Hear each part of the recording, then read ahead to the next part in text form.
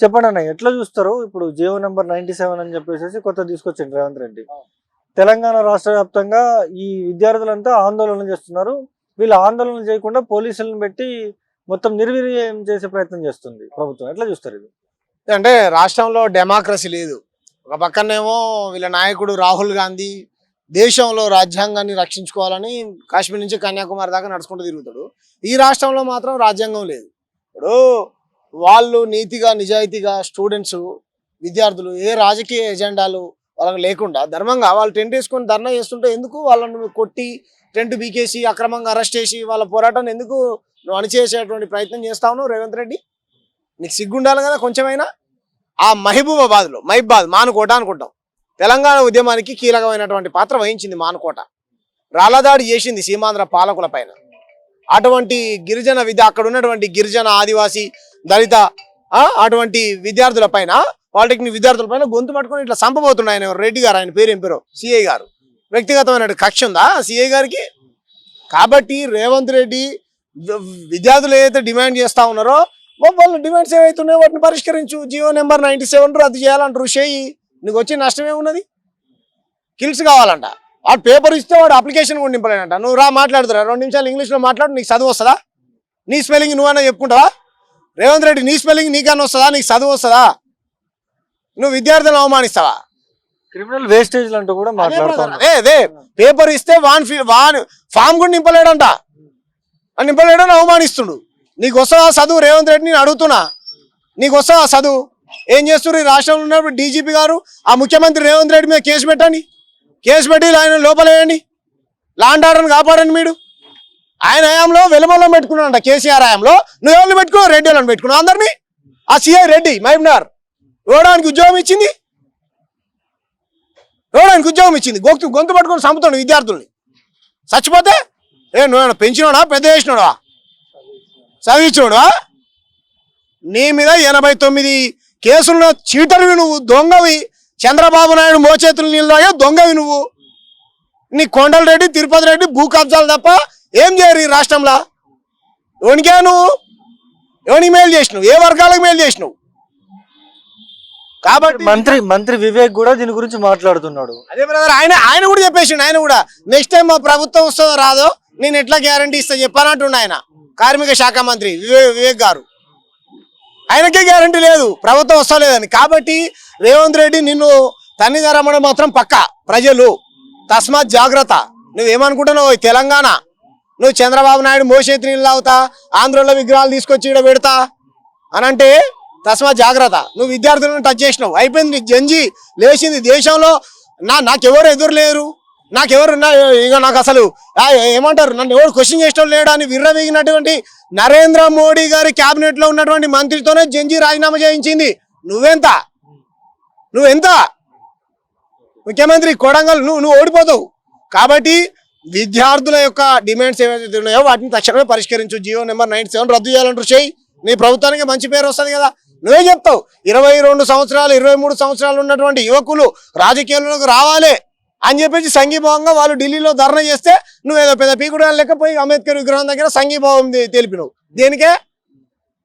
వచ్చి నరేంద్ర మోడీ గారు కాగులించుకొని आप आईजिए हमारा पार्टी में आईजिए అంటాడు నరేంద్ర మోడీ గారు. ఎందుకు ఆईजिए?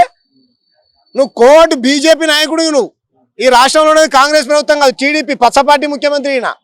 3 రంగుల జెండా పట్టుకొని ఆడిపోయినావు. పాట ఏం ఊరది, పుట్టినాడు ఒక బిడ్డలు ఏదో పాట పెట్టిరు. ఆయన పాడుతురు. ఆయన పోయినప్పుడల్లా ఏమన్నా నల్లమల్ల పులి ఏమో పుట్టింది పాలమూరు జిల్లాలో కొండరెడ్డి పెళ్ళే అని పాట. నవ్వు వస్తుంది నాకు. కాబట్టి ముఖ్యమంత్రి సీరియస్ గా పనిచేయి, సిగ్గుపాడు. నువ్వు పాలమూరు బిడ్డలు పాపాత్ముడివి. పాలమూరు బిడ్డలు చాలా పవిత్రులు, చాలా మంచోళ్ళు. ఆ జిల్లాలో పుట్టినటువంటి దరిద్రుడివి నువ్వు. కాబట్టి నువ్వు చెడ్డ పేరు తెచ్చుకోకు. నేను నీ పార్టీలోనే 10 మంది వ్యతిరేకం నీకు, నీ మంత్రులు, నీ ఎమ్మెల్యేలు, నీ ఎంపీలు. దరిద్రుడివి నువ్వు. కాబట్టి మేమేమంటున్నాం, విద్యార్థుల పైన చేంజ్ చేసుకోకండి. నిజమా? వాళ్ళ తరపున మేము అందరం కొట్లాడతాం. వాళ్ళ పోరాటాలను అంచివేయకండి. వాళ్ళ డిమాండ్స్ ఏవైతున్నాయో వాటిని పరిష్కరించండి. టెంట్లు వేసుకుంటే టెంట్లు కూడా తీసేస్తున్నారు. పాలిటెక్నిక్ పలు కాలేజీల్లో టెంట్లు వేసుకుంటే టెంట్లు తీసేస్తున్నారు. విద్యార్థుల్ని కనీసం రానివ్వట్లేదు, ప్రొటెస్ట్ చేయనివ్వట్లేదు.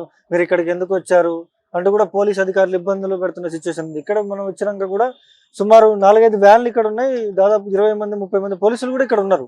ఇక్కడ నుంచి కూడా పంపించేస్తున్న సిచ్యువేషన్, ఇది ఎట్లా చూస్తారు? అదే బ్రదర్, నేను ఏమంటున్నా అంటే, ఇప్పుడు నువ్వు ప్రతిపక్షంలో ఉన్నప్పుడు కేసీఆర్ గారి పోలీసులు నీ ఇంటికి వచ్చిరని చెప్పేసి ఆడు ముడ్డి మీద దంతా అంటే పోయిండు అని నువ్వు అన్నవా? వీడియోలు పెట్టుకొని బిల్డప్ కొట్టినవా? ఎస్, మరి పోరాట విద్యార్థులు ఏ రాజకీయ ఎజెండా లేవు, వాళ్ళకు ధర్మంగా వాళ్ళు పోరాటం చేస్తుంటే ఎందుకే వాళ్ళ పోరాటాన్ని అణచివేసినావు? వాళ్ళ టెంట్ ఎందుకు బీకేసినావు? వాళ్ళ భూ వాళ్ళు తెచ్చుకొని, వాళ్ళ నీళ్లు వాళ్ళు తెచ్చుకొని ధర్మంగా వాళ్ళు డెమోక్రాటిక్ పద్ధతిలో నిరసన తెలియజేస్తా ఉంటే ఎందుకు వాళ్ళ పోరాటాన్ని అణచివేసినావు? నీ మీద కేసు పెట్టాలనా లేదా? నిన్ను జైల్లో పంపాలనా లేదా? ఇప్పుడు ఉన్నటువంటి పోలీసు వాళ్ళు బీజేపీ కాంగ్రెస్ కార్యకర్తలా పనిచేస్తురా లేదా? అప్పుడున్న పోలీసు వాళ్ళు పింకి పార్టీలా పనిచేస్తే ఇప్పుడున్న పోలీసు వాళ్ళు ఎట్లా పనిచేస్తుర్రు చెప్పా? ఓడిచ్చిండు నీకు అక్రమంగా అరెస్ట్ చేసే అధికారం. వాళ్ళు ఎవరైనా కొట్టిరా? ప్రభుత్వ ఆస్తిని ధ్వంసం చేసిరా? ప్రభుత్వ ఆస్తిని ధ్వంసం చేసిరా? బస్సులను తగలబెట్టిరా? నీ లెక్క 89 కేసులు ఏమన్నా ఉన్నాయి వాళ్ళ మీద? భూ కబ్జాలు ఏమైనా చేస్తుర్రా? మల్లారెడ్డిలాగా చెరువులు కుంటలు ఏమైనా మింగుతుర్రా? నీలాగా తెలంగాణలో ఉన్నటువంటి భూములు మొత్తం ఆంధ్ర కాంట్రాక్టులకు ఏమైనా కట్టబెడుతుర్రా? ఏం చేసిరని వాళ్ళ పోరాటాన్ని అణిచివేసి వాళ్ళని అక్రమంగా అరెస్ట్ చేసినావు చెప్పు? కాబట్టి నీకొక ధర్మం, ఇతరులకు ఒక ధర్మమా? కాబట్టి తెలంగాణ ప్రజలు అన్ని పసిగడతా ఉన్నారు. అన్ని ప్రజలు అడుగుతూనే, నా సొంత కవిత్వం కాదు కదా. అలా ముడి మీద అంతా అంటే పోయిలంట పోలీసు వాళ్ళు ఇంట్లోకి వచ్చి అరెస్ట్ చేస్తారా? నీకేం సంబంధమే? మరి లోపలికి వచ్చి వాళ్ళు నిరసన తెలియజేస్తా ఉంటే రోజు టీవీలలో చూస్తూనే ఉండగా, ఇంటెలిజెన్స్ రిపోర్ట్ ఉంది కదా నీకు. చెయ్యి, జీవో నెంబర్ 97 రద్దు చెయ్యి. జీవో నెంబర్ 97 అనేది ఇది ఎవరైతే విద్యార్థులు ఉన్నారో వాళ్ళకే ప్లస్ పాయింట్ అవుతుంది. ఈ పాలిటెక్నిక్ వల్ల లేకపోతే డిప్లొమా వల్ల దీనివల్ల అయ్యేదేం లేదు అంటూ కూడా మాట్లాడుతున్నారు విద్యార్థులు. చదువుకున్నది పాలిటెక్నిక్ చేసేది విద్యార్థులా రేవంత్ రెడ్డి గారా? రేవంత్ రెడ్డి గారు పాలిటెక్నికల్ చేసిండా? ఆయన ఏం చదువుకున్నాడు నాకైతే తెలియదు. మరి ఆయన ఏం చదువుకున్నాడు? అరే విద్యార్థులు వద్దంటారు కదా, చెయ్యి నువ్వు అంతే. రాష్ట్రంలో ఉన్నటువంటి లక్షలాది మంది విద్యార్థులు జీవో నెంబర్ 97 రద్దు చేయాలంటున్నారు. కిల్స్ అంటున్నావు. నీకు చదువచ్చా? నీకు వచ్చా? నీకు నీ మంత్రులకు చదువచ్చా? నీ క్యాబినెట్ లో ఉన్నటువంటి ఒక్క మంత్రికైనా చదవచ్చా? చొచ్చొచ్చొచ్చో ఇంగ్లీష్ మాట్లాడుతుంది ఒక ఆమె అసెంబ్లీలో, ఆమె పేరు ఆమెకు చెప్పడం రాదు. నీ క్యాబినెట్ లో మంత్రులు ఉండొచ్చు, విద్యార్థులకు ఫామ్ ఫిల్అప్ చేయరాదని అవమానిస్తావు. విద్యార్థులు వాళ్ళు జంజి చైతన్యవంతులు, భావి భారత పౌరులు వాళ్ళు. తెలంగాణ విద్యార్థులు తెలంగాణ దేశానికి మొత్తం ఆదర్శంగా నిలబడేది వాళ్ళే. తెలివిగాళ్ళు వాళ్ళు, చైతన్యవంతులు వాళ్ళు, పోరాట పటిమ కలిగిన వాళ్ళు. కాబట్టి నువ్వు వాళ్ళని చదువు రాదని అవమానిస్తావు. వాళ్ళకి వద్దంటారు కదా. ఏమైంది? నీకు నష్టమేం వచ్చింది? కాక్రోచ్లు ఢిల్లీలో వేసిర్రు. ఎస్, మాకు జవాబుదారు తరం కావాలి, రాజీనామాతో పరిష్కారం అవుతుందా అని కూడా అట్లనే క్వశ్చన్ చేసిర్రు. వాళ్ళు అవతల కౌంటర్ చేసిర్రు. కాదు భయ్, ఒక భయం అయితే ఉంటుంది కదా, చెయ్యి రాజీనామా చెయ్యి అని అన్నారు. ఎస్, మేము అంటున్నాం, నువ్వు చెయ్యి, జీవో నెంబర్ 97 రద్దు చేయి. కాబట్టి నువ్వు చేయకపోతే తీవ్రమైనటువంటి పరిణామాలు ఎదుర్కోవాల్సి వస్తుంది. విద్యార్థులంతా రోడ్లు ఎక్కక ముందే తస్మాత్ జాగ్రత్త అని హెచ్చరిస్తా ఉన్నాం బ్రదర్.